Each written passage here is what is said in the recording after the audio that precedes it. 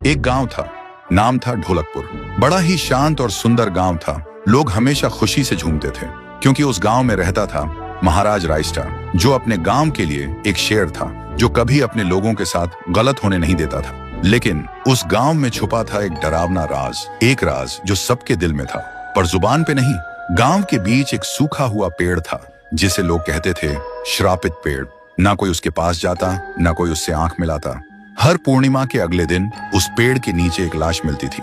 लोग कहते रात में कोई आता है और लाश छोड़ जाता है, लेकिन कभी किसी ने कुछ देखा नहीं और देखता भी कैसे। जो देखता वो अगले दिन पेड़ के नीचे होता था। एक दिन रायस्टार ने ठान लिया, बस अब और नहीं, इस राज का अंत मैं ही करूंगा, क्योंकि ढोलकपुर का नाम मिट्टी में मिल रहा था।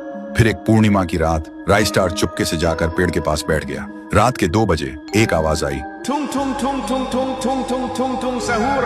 और फिर वो पेड़ भूत में बदल गया। वो भूत कुछ अजीब सा था, एक भयानक शैतानी हंसी वाला चेहरा, आंखें बड़ी बड़ी। वो पेड़ चल के एक घर के गेट को जोर जोर से खटखटाने लगता है। तभी एक आदमी डर के मारे आवाज सुन के बाहर निकलता है। वो भूत अपने लकड़ी जैसे हाथ से एक ऐसा थप्पड़ मारता कि उसकी सांस वहीं थम जाती है और उसी जगह उस लाश को ले जाता है और वापस फिर से पेड़ बन जाता था। देखते ही रायस्टार का दिल कांप जाता है, पर वो कुछ बोलता नहीं।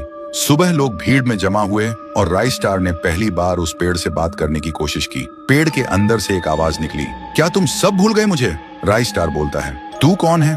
पेड़ बोलता है, मैं हूँ ठुन ठुन ठुन साहुर। एक वक्त था जब मैं भी इस गांव का एक प्यारा सा बच्चा था, लेकिन 100 साल पहले मुझे इसी पेड़ से रस्सी बांधकर उल्टा लटका दिया गया, गांव वालों की आंखों के सामने, और मेरी मौत को तमाशा बना दिया गया, सिर्फ इसलिए क्योंकि मैंने एक राज देख लिया था जो लोग छुपाना चाहते थे।